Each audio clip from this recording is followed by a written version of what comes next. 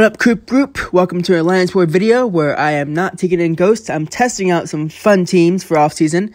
I did put a boost on, a 15% boost in off-season because I had it expiring within 30 minutes. So I threw it on. My team here is Magik, Quake, and Black Widow. Now, Black Widow is there for synergies in case I want to take Domino with Quake. But I have Path 8. I'm going to try and take no hits at all with Quake. This is a heal block node, so although I have a debuff on me, a power drain debuff on me, I cannot heal up with willpower because of the heal block passive. That cannot be shrugged off. But I'm going to show off some perfect Quake style, show that I am not just good at Ghost, I'm good at Quake, and then I'm going to try and show you that I'm decent at Magik as well. And Magik is not that hard to play, but you need some strategy if you want to play her optimally. There is some ways to play Magik that you take no hits and no blocks, but you'll see how I do it. Anyways, I'm just dropping some heavies here because I can, because I know that she's not going to get a bar of power.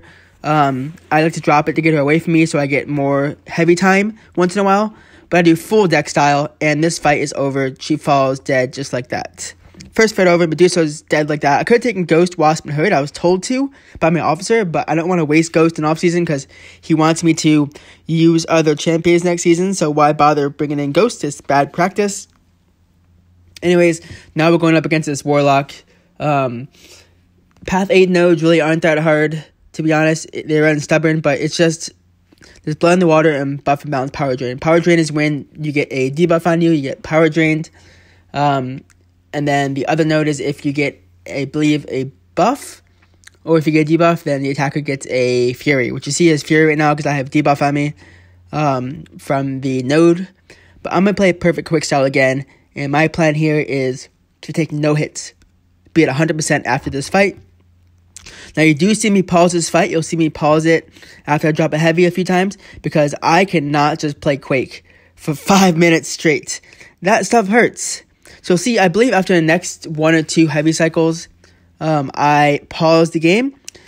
I drop a heavy and pause it because it just hurts. See, I pause it here. I'm shaking my hand off. I'm like, dude, how do people play Quake perfect style and the thumb not hurt? Luckily, I have 5 minutes to do this, and you saw me pause it. It's so embarrassing, but when I was doing Labyrinth of Legends on my alt account with Quake against some of the Mystic fights, like I believe Unstoppable Colossus and Magik, I had to pause the fight and just shake my hand off. It just hurts. I don't know how you guys do it. But I didn't mean to get a light attack off there. But I'm going to throw a heavy here to shake my hand off again. Just shaking it. Trying to make sure my hand doesn't hurt anymore. Because just holding heavy, I might hold it too hard. But maybe I need to learn a different style of playing Quake. Where I use different fingers. Or just hold the phone differently. But I'm holding it pretty tight. Because I don't want to drop it. I don't want to drop it heavy. But yeah, he's at 22%. We're still at 100%. I'm going to finish this fight at 100. We're almost there. I believe one more cycle. I'm going to throw it heavy. You'll see that he's not going to be completely done after this next cycle. So I'm messing up right here. I drop a heavy. I'm like, crap, he's not dead yet. Not dead. Keep hitting him. I'm going to scoot back, hold heavy stupidly because I'm hoping that he's not going to throw a special. He doesn't, and I finished at 100%. 2 perfect Quake fights. I should have sped those up for you because who wants to watch these fights when doing perfect deck style? Not me. And I'm not even going to speed this one up for you. I'm just going to play it normally because I'm going to waste my time. Anyways, this next fight is Matador, Cold Turkey, and Buff and Balance.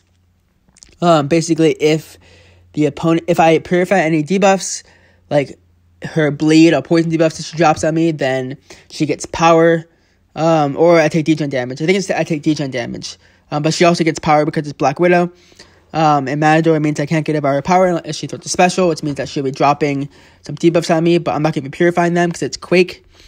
And I have class advantage, and I have 15% attack boost. This fight is going to be easy peasy, lemon squeezy. It's just Black Widow, and the only issue is if I get hit here, but I don't, I finish at 100%. Yes, I know, no spoilers, but I just spoiled that. Pausing again because my hand hurts. I'm like, dude, 3 Quake fights in a row, dude. Ouch, ouch, ouch. But now I have you paused. I'm going to talk about the next fight. Next fight is against Domino on node 22, which is Power Snack. So any buff that I activate every 7 seconds, she gets 50% of bar of power. And it's against a rank 3 Awakened Domino. And I'm going to bring in Magik. Now, the plan was at first to use Quake and just test out Quake against that fight because I brought Black Widow because, first of all, Domino has a 15% ability accuracy reduction, But with the Black Widow synergy, Quake has an extra 15% ability accuracy, which means Domino does nothing for ability accuracy reduction against Quake and Black Widow if I use them. But with backup recovery and power snack, I'm like, you know what? I'm going to test out Magik for this fight. I'm going to see how she is. I don't think I need it for any other fights. But yeah, I'm getting every single parry here. It's pretty nice. I'm like, I can't dodge. I can't do the normal dex and the medium attack to retaliate against her medium because of power snack. I'm hitting into her during lucky. Not the smartest idea, but not an issue. I'm getting every single parry. And it's just so easy. Now, I'm hoping that my special 2 is able to power lock. I'm not going to throw a special 2 here during her lucky because I know that she'll probably fail it. Perfect. I get my limbo. I get my special 2 on. And I power lock and I power drain. Perfect. So I power stole, which is nice because I know that she has a chance to fail it. I'm getting every single parry here. Every single parry. Backup recovery happens. She doesn't get any power. She gets no healing at all, which you normally get healing if you power lock or you do some ability accuracy.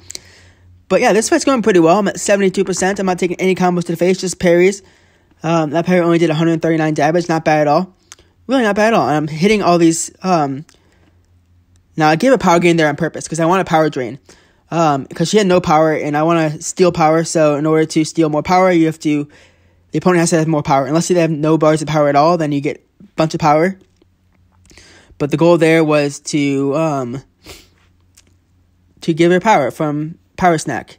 And it worked exactly how I wanted to. Now, I should have done a stand-up intercept there, but I did not do a stand-up intercept from a special 2. Not an issue, and I'm at 50%. This fight went well. I could have obviously gotten a lot more health back from Limbo if I was more careful, but it went well.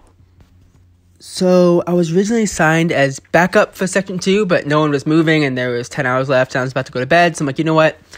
I asked my officer, give me a lane. He's like, all right, take 7 or 9, your choice. I'm like, all right, I'm going to take 7. Not going to waste any items. I'm going to bring in Magik for this this Dragon Man. This Dragon Man has Spite and Power from afar, so anytime he's far away from me, he's going to gain power. And anytime I activate a buff with Spite, he's going to gain power. And this isn't very good. I don't think this is very good placement for Dragon Man. There's a lot of good counters to this fight. You just parry him and you turn off his power and just bait specials. Not an issue at all. With Magik, this fight is the easiest fight ever. Magik is almost probably one of the top 2 Dragon Man counters. There's Human Torch and Magik probably. If just locked on his power, it's just so easy. And like you see here, I'm just gonna finish this fight with so much power left, or so much health left. Not an issue at all. I do get some nice stand-up intercepts, and I get some intercepts in this fight. And he is a stubborn defender, which is not an issue at all. I just want to give him more power, hence why I activated Spite right there. Because the more power he has, the more I can steal, kind of, sort of. Could have gotten a step intercept there, but I'm just playing it safe because, I don't know, I just don't feel like dying. I want to keep my Magik in case I need her. I tried to get intercept there, it did not work. But I believe stand-up intercept is coming soon in the next special 2 that I throw. There's my intercept. Now, I could keep doing that if I wanted to, and stand up right here. Worked out perfectly. I could have kept doing the dashback intercept if I wanted to, but I'm just playing it easy and playing it nice. Very easy to fight, and Dragon Man is down just like that. Now, if I had Warlock on my team, Magik would do so much more damage with the special 2s, and Morningstar also on my team, but again, not needed. No boost at all for that fight, and he went down. Now, this Magik has Kinetic Transference and Aspect of Evolution, so any bar of power that she gets more bar of power, more attack, and yada yada. And with Kinetic Transference, anytime she hits my block, she gains power. Now, it's a decent node for Magik, but there are so many counters to this node. Just anyone who counters Magik can counter this node easily. Omega Red, Quake is probably the best answer. Ghost and Herd Synergy, easy, simple. Like, Ghost and Herd Synergy could have destroyed this lane, even with Stubborn, but she's not a Stubborn defender, and of course, they're running Suicides because it's off-season. You've seen some of the people I fought against in this war run Suicides. It's off-season. People don't turn off Suicides off-season often. I could have just baited special if I wanted to, but I didn't bother. Literally 3 cycles, and she's going to be down. Such an easy fight. I'm still at 100% too. And then my Officer Alp was running Path 9. He destroyed it, and then he took out Nick Fury. As you'll see after this fight, he's just sitting there doing his fight. He has a rank 3 Sig 1 Archangel, which I am so jealous of. I want that. Anyways, I asked him if I can take a mini boss. He's like, yep, take anyone you want. I'm like, all right, cool. Man thing. Now, this is the regen node where basically when the opponent regens, they go unblockable. Willpower doesn't count, and there are random suicides, which helps a bit, but not as much as you think. Now, Man-Thing is a stubborn defender, so I have to do parry style here if I want to get damage off with my my attacks. With my heavies. You'll see that I do get whiffed and hit a few times. I miss my timing on the parry heavy. I haven't done parry heavy style in a while. Now, when I first learned Quake, that's all I ever did. Now, what I probably could have done here is done parry dex style until the timer is running down on the heavy timer. And yeah, you'll see I get hit there, and I meant to parry there. Didn't work. Missed my parry there. Missed my parry there. Keep getting blocks, but at least the aftershock is doing damage. And of course, with suicides and just the aftershock and class advantage has helped me so much. Again, I'm not running any boosts. I'm not going to use any items this war. I'm at 28%. I did that on purpose so I can activate Courage, of course, through a heavy because I knew he was going to be close to a special one. Through my special one, gonna just parry him here and just wait the timer out, and he is down just like that. Luckily, I activated Courage, did more damage there through a special, didn't have to, but just testing things out because it is off-season. And yeah, we had 7 fights this war. I believe it was 5 with Quake and 2 with Magik. It was a very fun war.